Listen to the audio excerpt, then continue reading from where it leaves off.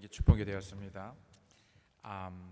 이 시간에 저희들 함께 하나님 말씀 보기 원하는데요. 지난주부터 저희들 하나님께서 우리에게 아주 심플 하지만 아주 단순하지만 그런 질문들을 통해서 오히려 우리가 답을 내기보다는 하나님께서 물으시는 그 답에 대해서 각자가 응답할 수 있기 원합니다.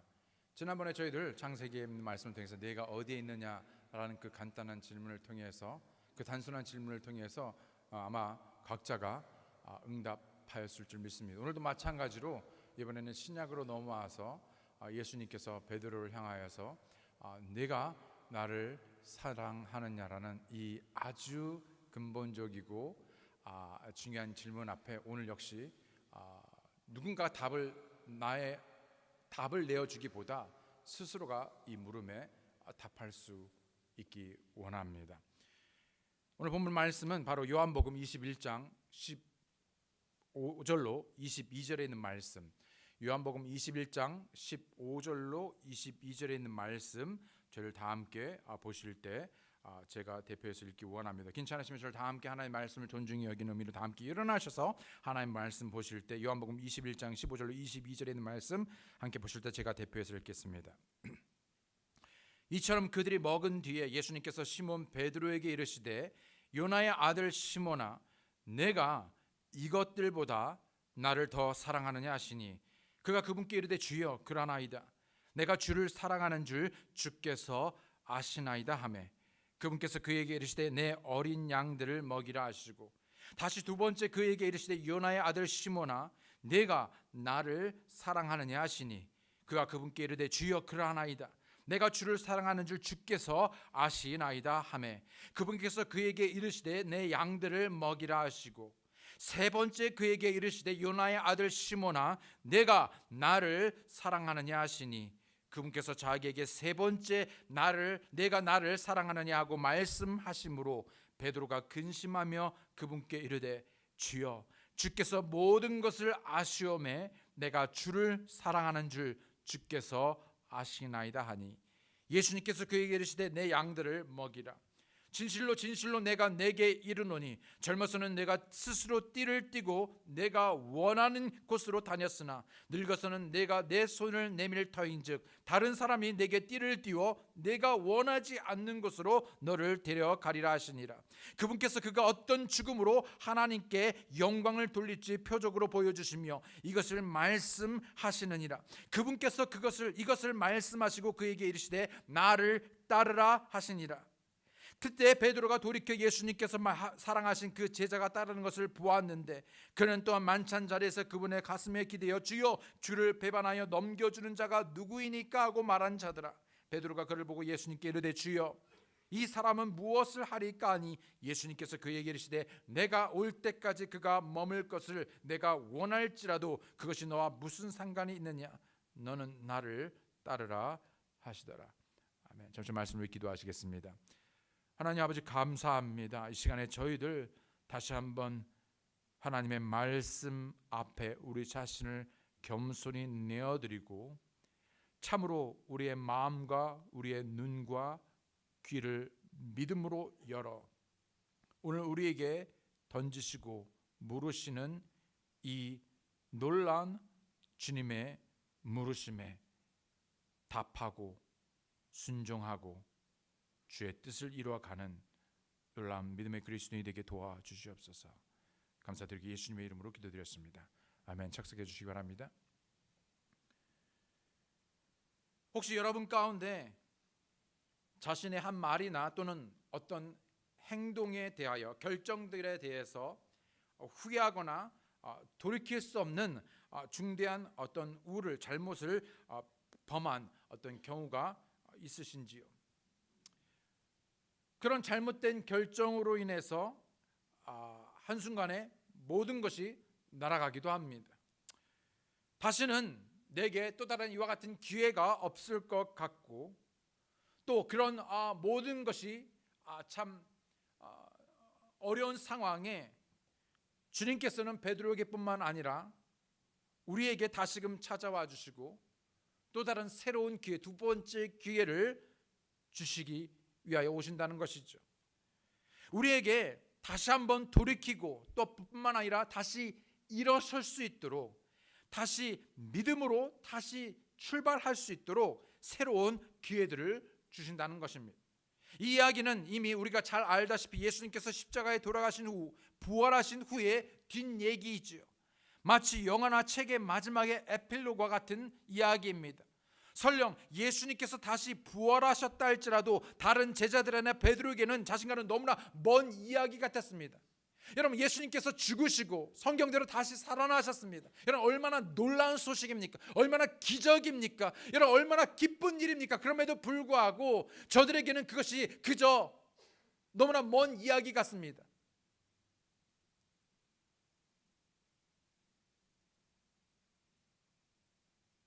자신과는 그냥 아무 상관이 없는 그런 같은 때, 그 순간에 삶에 너무나 중요한 전환점이 되었지요.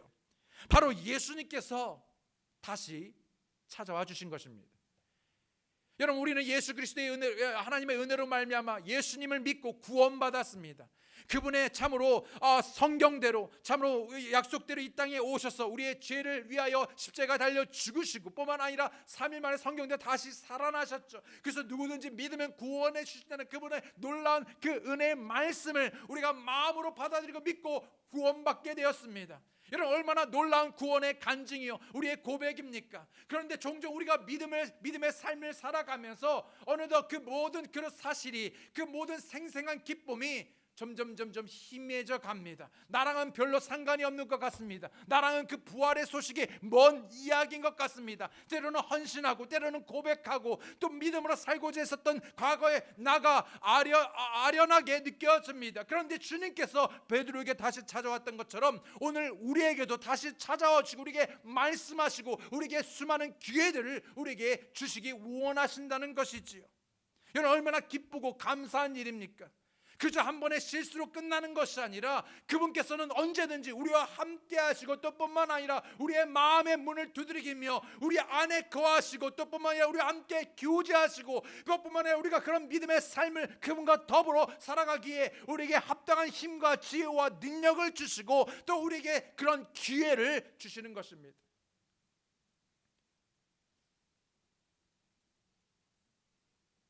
그런데 베드로는 지금 현재 자신의 그 어떤 실수, 잘못된 선택으로 말미암아 지금 현재 그 어떤 삶의 의미도 어떤 희망도 없이 살아가고 있죠. 이제 그가 할 줄 아는 것은 원래 자기가 했던 그냥 고기잡이 일로 데려가는 것뿐이었습니다. 여러분, 고기 잡는 일이 무슨 그렇게 희망이 있겠습니까? 무슨 위대한 무슨 엄청난 무슨 기업을 하는 것도 아니고 그저 하루하루 먹거리를 찾고자 바다에 나가는 것이지요. 그냥 살기 위해서 사는 것입니다. 살기 위해서 고기를 잡는 것이죠. 그냥 살기 위해서 고기를 잡은 고기를 먹는 것입니다. 그 일을 위해서 그냥 나가는 것이지요.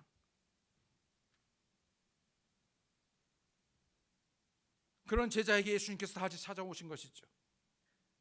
그 중에 특히 예수님께서 베드로라는 한 개인에 대하여 관심을 가지고 집중하여 말씀하십니다.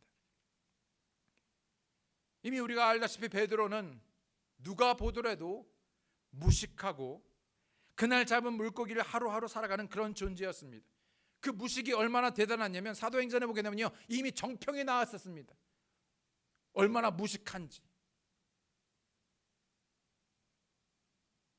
아무 소망이 없고 그냥 하루를 살아가는, 아무도 관심을 가져주지 않는 그런 소외된 계층의 그런 삶을 살아가는 그 베드로에게 어느 날 예수님께서 찾아오셔서 그를 부르셨습니다. 비록 다혈적이었지만 열정적이었고 때로는 충동적이고 행동이 앞서기도 했지만 믿음에 있어서 순수하기도 했습니다. 한 번은 수많은 사람들과 제자들이 예수님을 떠난 순간에 오히려 베드로는 주는 그리스도요 살아계신 하나님의 아들입니다라는 놀라운 고백을 하게 되죠. 뿐만 아니라 예수님 곁에 끝까지 그 곁을 지키기도 했습니다. 물론 그에게는 참 사람 냄새가 많이 나고 어떤 면에서는 참 어설프고 참 겁도 많은 사람이었습니다. 앞뒤 안 가리고 믿음으로 자신을 폭풍으로 인한 성난 바다에 자신을 믿음으로 던지기도 한 믿음의 사람이기도 했죠. 그러나 어느 날 모든 사람은 다 떠나도, 실족하고 다 떠나도 자기 자신만은 절대로 예수님 앞에 실족하지 않고 떠나지 않겠다라고 호언장담하기도 했습니다. 그러나 몇 시간도 지나지 않은 채 예수님께서 말씀하신 대로 그는 무려 예수님을 저주하는 가운데 3번이나 부인합니다.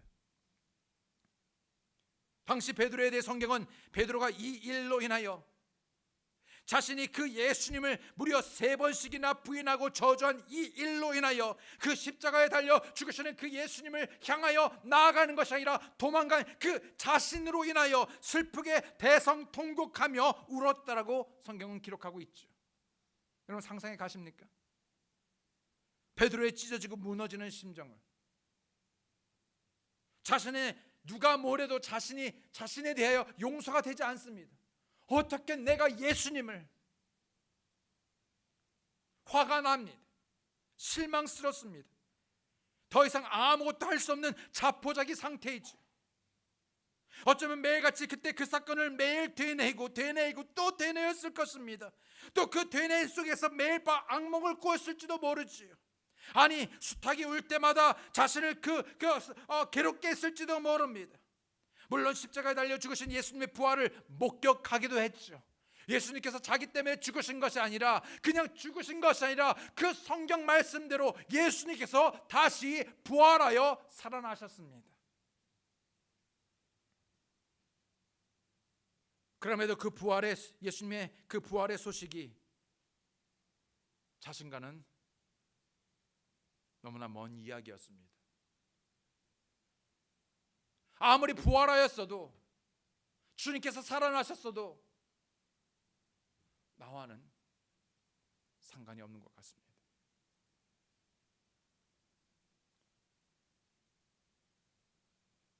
교회는 무슨 교회, 섬김은 무슨 섬김, 사역은 무슨 사역.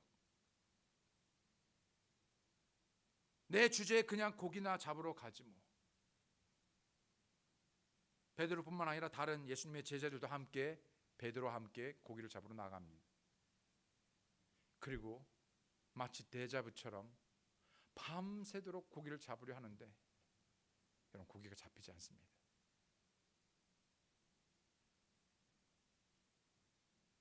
그날 밤 예수님께서 다시 찾아오셨습니다. 그리고 예수님께서 베드로에게 물으시죠. 내가 나를 사랑하느냐? 첫 번째 예수님께서 물으십니다. 내가 나를 사랑하느냐? 예수님께서는 단지 베드로에게뿐만 아니라 모든 구원받은 자녀이자 그리스도인인 우리에게 이 원초적이고 단순하지만 그러나 근본적인 그리고 중요한 이 동일한 질문을 우리에게 묻고 계십니다. 베드로의 이야기가 아니라 혹 베드로와 같은 나의 삶에 예수님께서 다시 우리에게 물으시기를 내가 나를 사랑하느냐? 다시 묻습니다. 내가 나를 사랑하느냐? 네가 나를 위해서 무엇을 하고 얼마만큼 했고 네가 어떤 계획이 있고 네가 어떤 일을 하는 그것이 중요한 것이 아니라 주님께서 오늘 우리에게 이 중요한 질문을 다시 던지며 네가 나를 사랑하느냐? 너무나 당연한 질문 같은데 혹 이런 주님의 물으심에 대해 혹 우리는 당황스러워하거나 또 대답하기를 주저하거나 또 우리는 그 대답에 머뭇거리고 있지는 않는지요?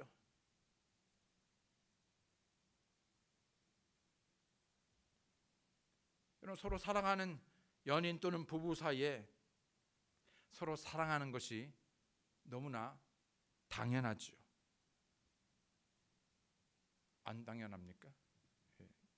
당연하지요. 그래서 종종 아내들이 남편에게 묻습니다. 대부분 남편이 묻진 않고 아내가 묻더라고요. 당신 나 사랑해? 왜 묻습니까? 왜 갑자기 아내가 남편한테 당신 나 사랑해? 어느 날 갑자기 뜬금없이.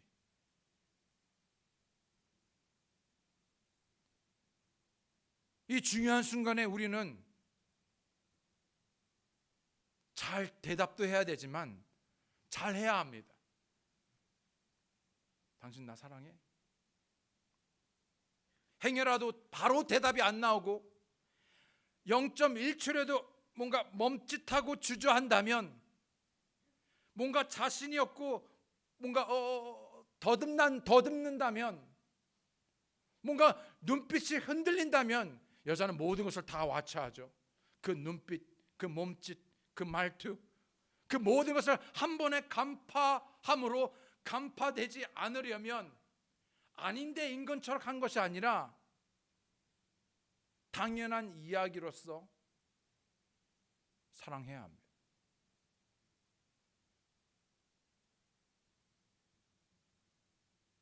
당신 나 사랑해?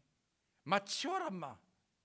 밥 잘 못 먹었나 막 이렇게 하는, 뭐 죄송합니다. 경상도 사투리 제도 잘못된 경상도 사투리를 써서.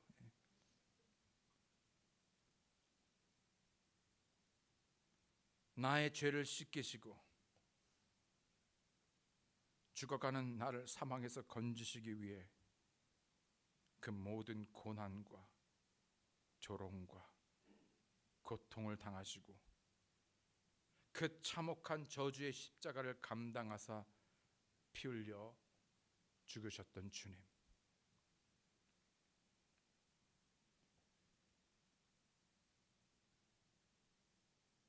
소망이 없습니다. 나는 곧 죽습니다.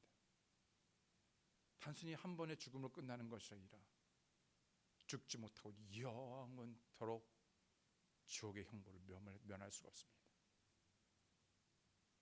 그런데 예수님께서 나를 찾아주셨죠. 저를 사랑하신답니다. 처음에는 그 얘기가 너무나 황당합니다. 나는 내가 나 자신도 사랑하지 못하고 내가 그 사랑이 무엇인지 모르는데 예수님께서 나를 사랑하신답니다. 하나님께서 세상을 이처럼 사랑하사, 말로만이 아니라 하나님께서는 그 사랑을 당당히 제시함으로 우리가 아직 죄인 됐음에도 불구하고, 우리가 자격이 있었음에도 불구하고, 자격이 없음에도 불구하고, 우리가 어떤 행위로나 가치가 있어서가 아니라 주님께서 우리를 사랑하셨다랍니다. 사랑한다랍니다. 그래서 우리를 구원해 주시겠답니다. 처음에는 말이 안 됩니다. 구원이 무엇인지도 모르겠습니다. 어떻게 나를 그 지옥에서 구원할 수 있단 말입니까? 근데 예수님께서 내가 대신 너를 대신하여 그 죄값으로 십자가를 지시고 죽으시겠답니다.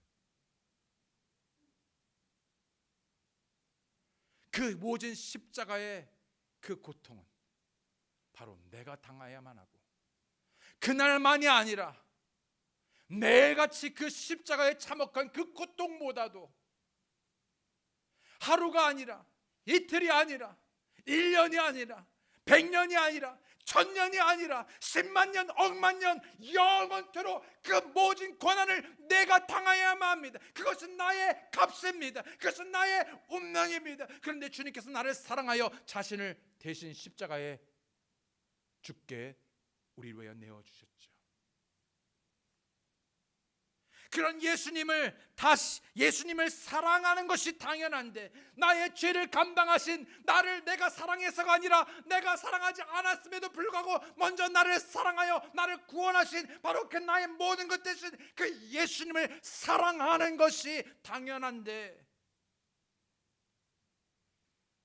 에베소 교회는 예수님에 대한 그 첫사랑을 잃어버리고 그 잃어버린 첫사랑으로 인하여서 예수님께 책망을 받기도 했습니다. 그런데 이런 책망이 오직 에베소 교회만 해당되겠습니까? 혹시 우리는요, 랭캐스터 침례교회 성도 되신 여러분, 그리고 구원받은 여러분, 우리는 주님을 사랑하고 있습니까? 주님을 사랑하는 것은 우리의 마음을 다해, 혼을 다해, 생각을 다해, 더 나아가 힘을 다해 사랑하는 것이죠. 여러분, 사랑에 공부가 필요합니까? 여러분, 마음을 다한다는 것이 무엇인지 히브리어로, 여러분, 혼을 다해 생각을 다해, 물론 여러분 우리가 성경 공부를 할 수 있지만, 여러분 우리가 그런 지식적인 성경의 공부, 그 공부를 통해서 우리가 사랑합니까? 아니요. 여러분, 누군가를 사랑할 때 여러분 헬라어를 공부해야 됩니까? 그리거를 공부해야 됩니까? 여러분 박사학위가 필요합니까? 여러분 우리가 지식을 쌓아야지만 누군가를 사랑할 수 있습니까? 여러분, 그런 지식이 없어도 우리는 누군가를 사랑한다고 했을 때 우리의 마음이, 전심이 온 마음으로 가득 차서 그 사람 말을 마음을 다해 사랑할 수밖에 없습니다. 사랑해서가 아니라, 누가 하라고 떠밀려서가 아니라 마음이 그렇게 갑니다. 그 마음이 꽉 차 있습니다. 그 마음이 터질 것 같습니다. 그 마음이 들뜹니다. 때문에 그 마음으로 인하여 그 혼을 다하지요.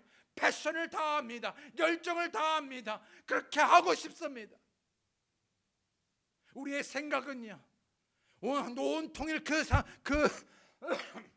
그 사람에 대한 생각으로 가득 차 있습니다. 혹 무엇을 좋아하는지, 혹 무엇을 싫어하는지, 어떻게 하면 내가 그 사람의 마음을 더 얻을 수 있는지, 아니 그것이 아니라 내가 그 사람을 너무나 간절히 사랑함으로, 비록 내가 연약하고 내가 가진 것이 없고 내가 힘이 없다 할지라도 힘을 다합니다. 왜요? 사랑하기 때문이죠. 주님을 사랑한다는 것은 이렇듯 마음을 다해, 혼을 다해, 생각을 다해, 힘을 다해 사랑하는 것입니다.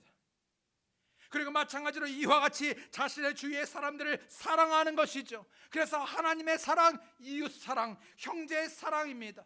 하나님을 사랑한다 그러면서 이웃을, 형제를 사랑할 수 없고요. 마태복음 22장 37절 39절에 예수님께서 그에게 이르시되 너는 내 마음을 다하고 혼을 다하고 생각을 다하여 주 내 하나님을 사랑하라. 이것이 첫째 가는 명령, 큰 명령이요, 둘째 명령은 그것과 같은 것으로서 너는 내 이웃을 내 자신과 같이 사랑하라 이니라. 요한일서 4장 19절 21절에 우리가 그분을 사랑하면 그분께서 먼저 우리를 사랑하셨기 때문이라. 어떤 사람이 나는 하나님을 사랑하노라 하고 자기 형제를 미워하면 그는 거짓말하는 자니 자기가 본 자기 형제를 사랑하지 아니하는 자가 어찌 자기가 보지 못한 하나님을 사랑할 수 있으리요. 하나님을 사랑하는 자는 또한 자기 형제를 사랑하라는 이 명령을 우리가 그분께 받았느니라.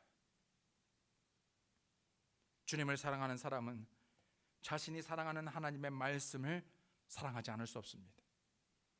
그 말씀을 기뻐하고 그 말씀을 지키고 그 말씀에 순종하고 그 말씀 안에 거합니다.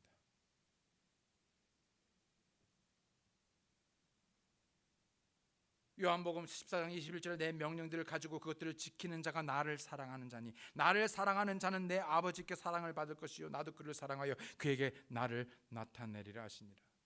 요한복음 15장 10절에 말씀하시기를 내가 내 아버지의 명령들을 지켰고 그분의 사랑 안에 거하는 것 같이 너희도 내 명령들을 지키면 내 사랑 안에 거하리라. 그런데 어느 날 이 명령들이, 말씀들이 버겁습니다. 부담이 됩니다. 무겁습니다.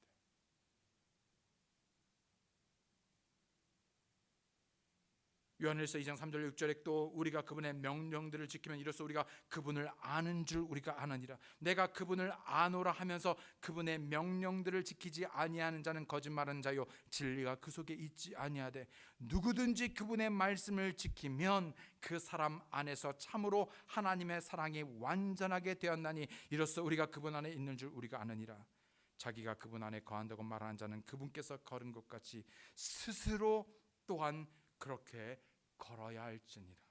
요한일서 5장 2절로 3절에 우리가 하나님을 사랑하고 그분의 명령들을 지킬 때 이로써 우리가 하나님의 자녀들을 사랑하는 줄 아나니 우리가 그분의 명령들을 지키는 것 이것이 곧 하나님을 사랑하는 것이니라. 그분의 명령들은 무겁지 아니하니라. 혹 그분의 명령이 무겁습니까? 똑같은 말에 무게가 무거워지는 것은 우리의 사랑이 가벼워졌기 때문은 아니지요. 내가 나를 사랑하느냐? 여러분 주님을 사랑하십니까? 여러분 주님을 사랑하는 증거가 있습니까? 만약 그런 물음에 우리가 주저한다면, 그런 증거가 부족하다면 우리 모두 그 첫사랑을 어디에서부터 잃었는지 기억하고 회복하기 위하여 회개하여 돌이켜야 할 것입니다. 주님께서는 똑같은 질문에 이와 같이 다시 말씀하시죠. 내가 나를 사랑하느냐? 두 번째로, 내가 이것들보다 더 나를 사랑하느냐? 우리가 누구 또는 무엇을 사랑한다고 할 때 우리는 그 사랑의 대상을 얻고자, 아니 더욱 얻고자 애쓰고 추구하고자 합니다. 또 우리가 누군가 또는 무엇을 사랑할 때 그 사랑의 대상을 위해 기꺼이 내가 가지고 있는 것, 더 나아가서는 나 자신까지도 내어주고 희생하려고 합니다. 하나님께서도 우리를 그렇게 사랑하셨죠. 우리를 그렇게 사랑하심으로 그 사랑의 대상인 우리를 위하여 자신의 하나뿐인 아들을 기꺼이 내어주시고, 예수 그리스도께서는 단 하나뿐인 그 생명을 우리를 위해 기꺼이 내어주셨습니다. 희생하셨죠. 또 내가 누군가 또는 무엇을 사랑할 때, 심지어 내가 애착을 가지고 있고, 심지어 어떤 내가 사랑하는 것마저도 기꺼이 그 대상을 얻고자 포기하고 내려놓기도 합니다. 주님을 사랑하십니까? 주님을 사랑하는지요?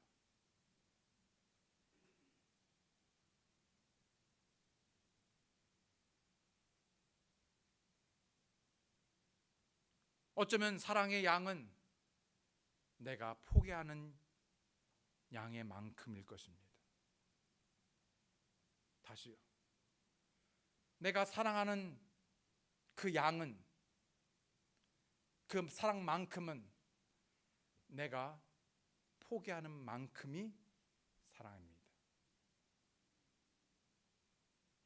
하나님께서는 우리를 사랑하여 전부를 내어주셨습니다.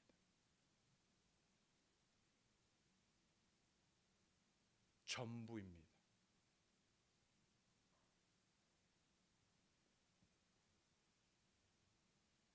그렇다면 우리가 주님을 사랑한다고 할 때, 우리가 주님을 사랑한다고 말할 때,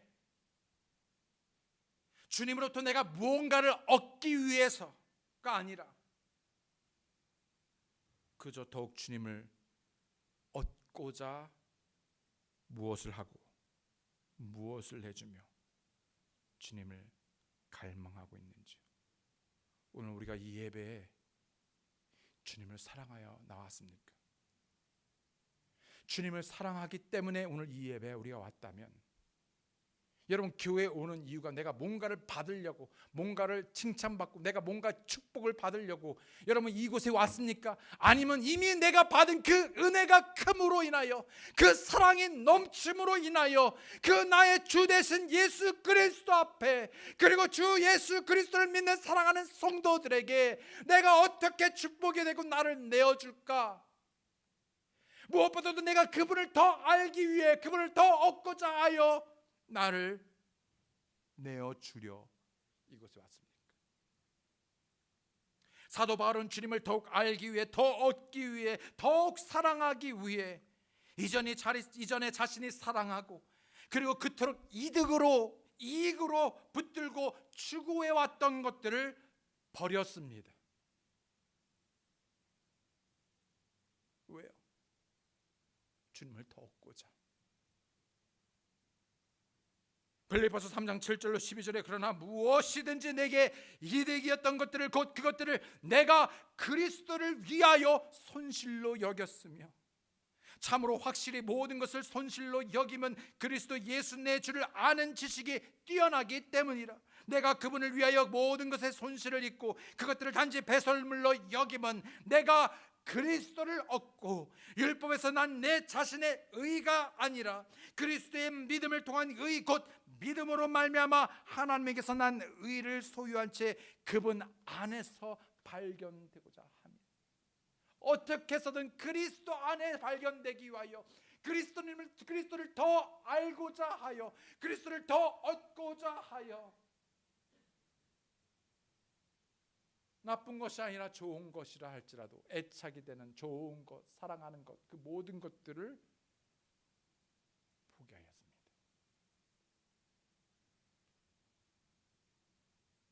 이것은 내가 그분의 죽으심과 일치하게 되어 그분과 그분의 부활의 권능과 고난에 그분의 고난에 참여하는 것을 알고자 하며 어찌하든지 내가 죽은 자들의 부활에 도달하려 함이라. 나는 내가 이미 도달한 것처럼 말하지 아니하며 이미 완전한 것처럼 말하지 아니하고 다만 그리스도 예수님께서 나를 붙잡아 이루시고자 하신 그것을 붙잡으려고 뒤따라가노라. 예수님께서는 오늘 본문에서 단순히 우리가 주님을 사랑하는 것을 넘어 그 무엇보다 자신을 사랑하는지 물어보고 계시죠. 느헤나의 아들 시몬아, 내가 이것들보다 더 나를 사랑하느냐, 이것들보다 나를 더 사랑하느냐 하시니 이는 사랑에 대한 최고 우선순위죠. 소위 세상에 믿지 않는 사람들조차도 자신이 사랑하는 것에 대해 이런 사랑을 나타내 보입니다. 전혀 부끄러워하기는커녕 오히려 자랑스러워하고 자랑하지요. 그리고 그것을 서포트합니다. 전적으로 지지합니다. 한 마음이 되옵니다. 자신의 것을 하나도 아까워하지 않고 자신의 마음과 자신의 마음을 다해 혼을 다해 힘을 다해 따르고 주장합니다. 세상도 그래요. 여러분 BTS 아미들, 여러분 누가 시켰습니까? 누가 요구했습니까? 아니요, 스스로 자기들을 아미래요. 그걸 영광스러워합니다. 자랑스러워합니다. 뿌듯해합니다. 마치 누가 더 할까 막 선물이며 뭐 시간이며 공연이며 그들의 일정이며 그 모든 마음이 BTS. 그래서 자기들을 그 아미라고 부릅니다. 언제 봤다고? 우리는 그리스도의 아미, 예수 그리스도의 군사 아닙니까? 여러분 스포츠 좋아하시는 팬들 보셨습니까? 오늘 아마 오늘의 풋볼 있나요? 네. 미칩니다. 네. 한 번은 어떤 무슨 픽처가 있었는데요. 풋볼 같은 데 뭔지 모르겠는데 눈이 얼마나 왔는지요. 그 관중석에 눈이 수북하게 쌓였는데요. 아무도 없는데 그 사람이 혼자 앉아 있습니다. 그 추운데 그 눈밭에 그 관중석에서 누구를요? 자신이 따르고 추종하고 팬으로 삼는 그 팀을 응원하기 위해서입니다. 여러분 다저스 팬이요? 저는 한때 다저스, 유현진, 사실 다저스가 아니라 유현진 때문에 그렇지만은 여러분 진짜 리얼 저 같은 사람 말고 진짜 해가 바뀌어도 바뀌지 않고 정말 충성하고 맹세하는 진짜 팬들은요, 어쩌다 한 번씩 저처럼 가는 게 아니라 1년 회원권을 끊습니다.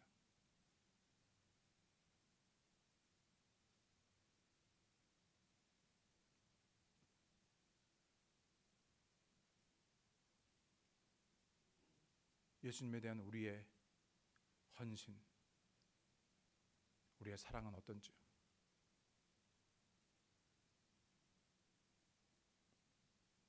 뭐가 차이일까요? 오히려 그들보다 우리가 더 exciting 하고 우리가 좀 더 패션 있고 온 전심을 다해서 지지하고 함께하고 그 어떤 희생도 아까워하지 않고 따르는 사람들이 되어야 하는 게 당연하지 않습니까? 바깥 세상 사람들은 뭘 주지 않아도 그렇게 합니다. 근데 예수님께서는 줘도 더 달라가고 더 욕심과 탐욕 가운데 자신의 이익을 쫓아서 예수님의 목적이 아니라 그저 자신을 위한 수단으로 여겨 자신에게 복만을 요구하고 그것이 아니면 언제나 버립니다. 상황에 따라 섬기지요. 환경에 대하면 섬깁니다. 우리는 너무나 욕심이 많고 그리디하지요. 부담스러워합니다. 여러분, 무엇이 잘못되었습니까? 여러분, 무엇이 문제입니까?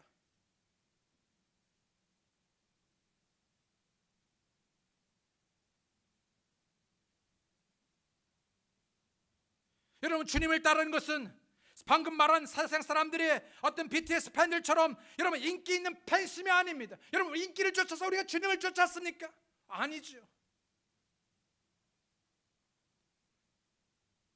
팬심을 뛰어넘어 우리는 주님을 그 무엇보다 더 사랑하고 있는가 하는 것이죠. 혹 주님보다 다른 무엇을 더 사랑합니까? 여러분, 예수님이 기호품입니까? 취미입니까? 성경 우리가 만몬과 재물, 세상을 겸하여 사랑하거나 섬길 수 없다라고 말하죠. 내가 한 여자를 사랑하면 다른 여자를 사랑할 수 없는 것처럼, 그것이 당연한 것처럼, 내가 그것을 요구하는 것처럼 나는 주님을 다른 무엇보다도 더 사랑하고 있습니까? 혹 아니면 주님보다 다른 어떤 것들을 더 사랑하고 있습니까? 어쩌면 이것들이라 하면 주위의 다른 사람일지도, 다른 사람들의 어떤 칭찬이나 인정, 아니면 자기 자신, 이것들이라 하면 세상이나 세상에 있는 것들, 그것이 무엇이 되었든지 간에 이것들보다 더 나를 사랑하느냐. 요한일서 2장 15절 16절에 세상이나 세상에 있는 것들을 사랑하지 말라. 어떤 사람이 세상을 사랑하면 아버지의 사랑이 그 속에 있지 아니하니 세상에 있는 모든 것, 즉 육신의 정욕과 안목의 정욕과 인생의 자랑은 아버지에게서 나지 아니하고 세상에서 나느니라. 또 이것들이라 하면 어쩌면 주님께서 주신 축복일 수도 있습니다. 지금 베드로는 자신의 힘으로 물고기 한 마리 못 잡고 있을 때 주님께서 찾아와 주시고, 또 뿐만 아니라 주님께서 도와주셔서 한 마리도 못 잡던 베드로와 그 다른 제자들이 무려 153마리나 되는 물고기를 잡습니다. 여러분, 한 마리도 못 잡는데, 보통 한 마리나 두 마리 잡을 수 있는데, 여러분, 그물이 가득해서 몇 사람이나 와서 도와줘야만 간신히 끌어당길 수 있는 153마리의 물고기입니다. 이는 내다 팔아도요 진짜 한 몫 잡을 수 있는 엄청난 것이었습니다. 그러나 베드로는요, 이것을 뒤로 하고 주님을 위해, 주님을 만나기 위해 물속에 뛰어듭니다. 많은 사람들이 기복신앙에 빠져 만복의 주 되신 주님을 버리고 오직 돈에 빠져 돈을 사랑하다 못해 돈의 노예가 되지요. 보물이 있는 곳에 내 마음이 있다라고 성경은 말합니다.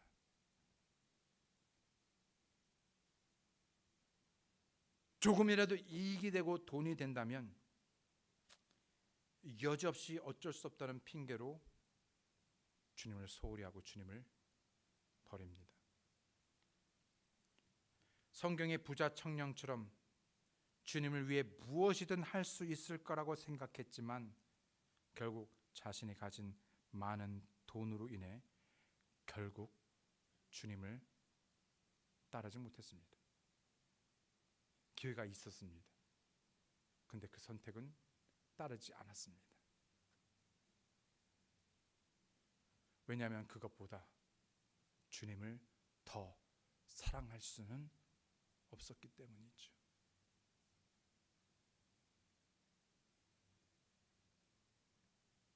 주님 때문에 자신의 것이나 자신을 포기할 수가 없습니다. 오늘날 많은 그리스도인이 그렇습니다.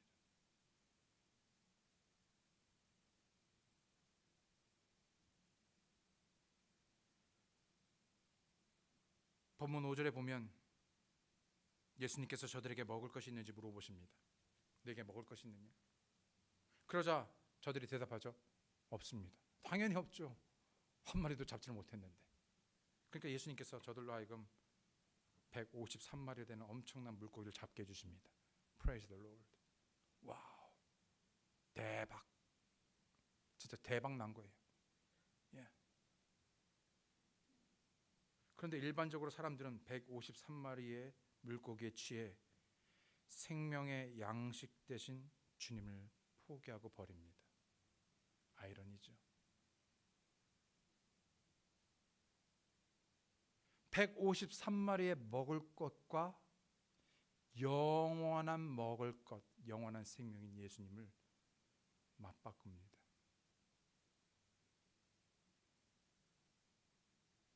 주님보다 153마리의 물고기를 사실은 더 좋아합니다. 153마리나 있는데 우리는요 거기서 멈추지 않죠. 다음엔 주님 더블 콜 300마리. 그러면 제가 조금 주님 드리겠습니다. 헌신하겠습니다. 헌금하겠습니다. 그래서 300마리 잡으면 얼마를 드린지 아십니까? 한 마리 너무 심하니까 10마리.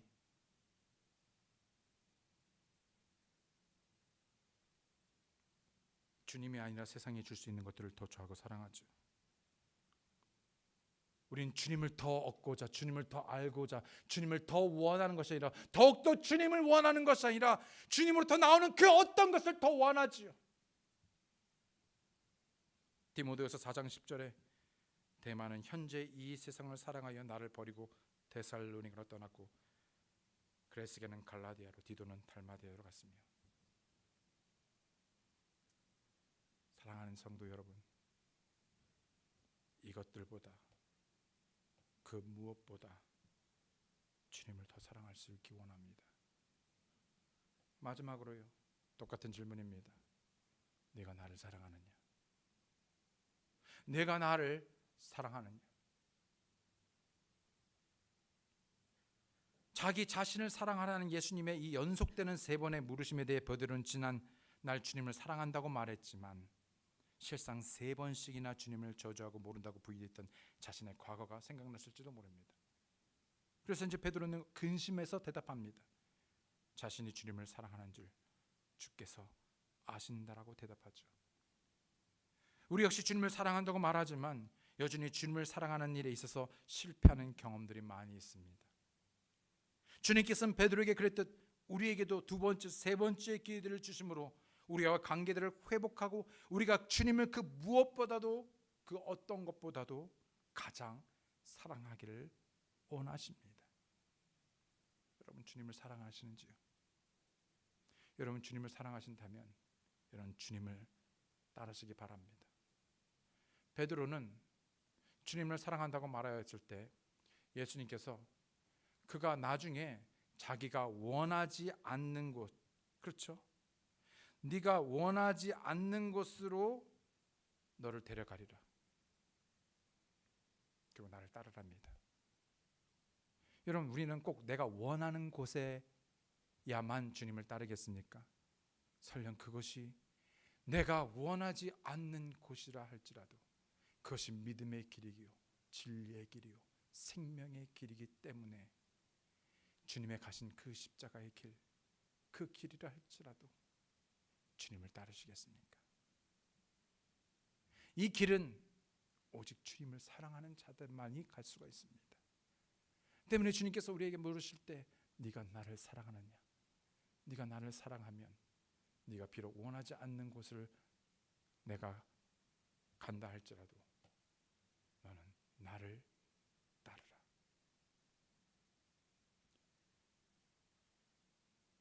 그분께서 그가 어떤 죽음으로 하나님께 영광을 돌릴지 표적으로 보여주시며 이것들을 말씀하시느니라. 그분께서 이것을 말씀하시고 그에게 이르시되 나를 따르라 하시니라. 정말이지 대부분의 그리스도인들이 자신의 구주 되신 세상이나 세상에 있는 것들, 미디어, 예수님 대신에 세상이나 세상에 있는 것들, 미디어, 세상의 뉴스, 다수 사람들의 생각, 연예인, 유명인, 세상의 트렌드, 유행들을 따라갑니다. 어떤 분들은 대세를 따릅니다. 어떤 분들은 다수를 따르죠. 여러분, 주님의 생각을 따르시겠습니까? 근데 많은 사람들이 주님이 뭐라고 말하는지 중요하지 않아요. 세상 사람들이 뭐라고 말하는지가 중요하죠. 주님께서는 너희 그날이 다가오면 볼수록 더 모이게 힘쓰고 모여서 예배하라 하지만은 정부는 모이지 말라고 합니다. 그래서 사람들은, 아니 그리스도인들은 그 두 소리 속에 하나의 소리에 따라야 하는데 아이러니하게도 주님의 음성에 따르지 않죠.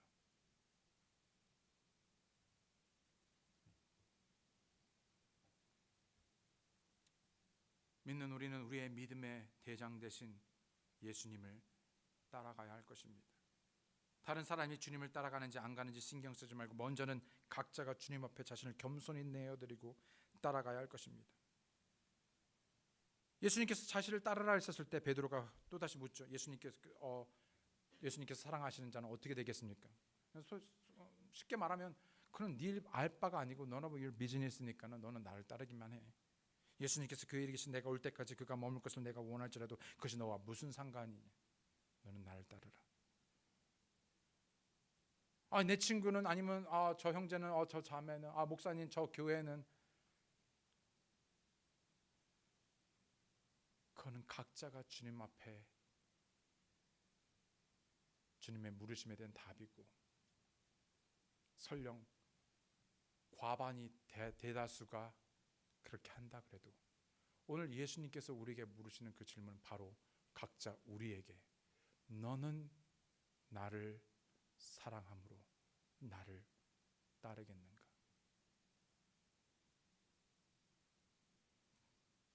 양은 반드시 목자의 음성을 듣고 따라야 합니다.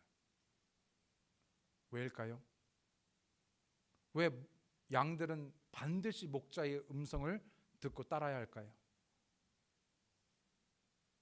그게 유일한 보호받고 생명길이기 때문에 그렇습니다. 주님을 사랑하지 않고 우리는 결코 주님을 따를 수 없습니다. 주님의 사역을 감당할 수 없고요, 말씀에 따라 순종할 수 없습니다. 여러분, 사랑이 없으면, 사랑하지 않으면 그 순간 그 모든 것이 무거운 짐 지우는 율법이 되기 때문에 그렇습니다. 믿음으로 순종하고 믿음대로 살아가는 것이 혹 무겁습니까? 지금은 상황이다 보니까 코로나 때문에, 아니면 어떤 일 때문에, 무엇 때문에, 누구 때문에 함께 모여서 예배 드리는 것이 부담스럽고 무겁습니까? 그러므로 너희는 가서 복음을 전도하라고 명령하셨지만 누군가에게 전도지를 나누고 전도하는 것이 무겁습니까? 나에게 상처를 주고 아픔을 준 사람을 용서하고 용납하는 것이, 그리고 서로 사랑하는 것이 부담이 되고 무겁습니까? 여러분, 하나님의 것을 하나님의 것으로 드리라는 11조에 대한 명령에 대하여 그 11조를 하나님의 것을 드리는 것이 여러분 무겁습니까? 여러분, 성교 헌금을 드리는 것이 무겁습니까?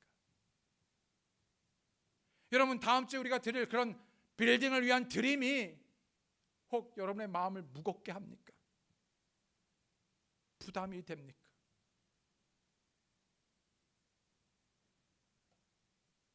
그러나 주님을 사랑하면 그분의 명령이 무겁지 않습니다. 요한일서 5장 2절 3절에 다시 말씀하시지만 우리가 하나님을 사랑하고 그분의 명령들을 지킬 때 이로써 우리가 하나님의 자녀들을 사랑하는 줄 아나니 우리가 그분의 명령들을 지키는 것, 이것이 곧 하나님을 사랑하는 것이니라. 그분의 명령들은 무겁지 아니하니라. 주님께서 자신을 따르라고 말씀하시죠. 그분을 섬기고 따르는 길이 쉽지 않고 또 고통스러운 것이 아니라 즐겁습니다. 왜요? 바로 그리스도의 사랑이 우리를 강권하기 때문이죠. 주님께서 우리에게 물으십니다. 내가 나를 사랑하느냐? 내가 이것들보다 나를 더 사랑하느냐? 내가 나를 사랑하느냐? 오늘 그 물으심에 다시 한번 각자 응답하시고 결단하시며 주님을 따르시는 여러분과 제가 되기 원합니다. 다 함께 기도하시겠습니다. 이 시간 주를 다 함께 머리 숙여 기도하실 때 이미 아는 바 여기에 계신 모든 분들은 이미 하나님의 은혜를 구원받으신 분들이죠. 이미 아는 말씀이고 들은 말씀이고 또 때로는 우리가 고백도 했던 것이고 또 우리는 지금도 사랑한다 말할 수 있을 것입니다. 그런데요, 잠깐 주님 앞에 각자가 내가 나를 사랑하느냐, 내가 나를 이것들보다 더 사랑하느냐, 내가 나를 사랑하느냐라는 이 주님의 물으심에 오늘 나는 어떻게 응답하시겠습니까? 각자가 오늘 이 부르심에 응답할 수 있기 원합니다. 내가 주님을 더 사랑하기 원합니다. 그 첫사랑을 회복하기 원합니다. 내 마음이 다시 뜨거워지고 새롭게 되어지고 의무나 행함이 아니라 먼저 그 나의 주 되신 예수님을 사랑함으로 주님을 사랑하기 때문에 그렇게 하지 않을 수 없기 때문에 주님, 내가 주님을 따르기 원합니다. 섬기기 원합니다. 말씀 보고 말씀에 순종하기 원하고 그것이 무엇이 되었든 믿음으로 따르겠습니다. 이 시간 저를 각자 주님 앞에 응답하시고 결단하시고 헌신하는 시간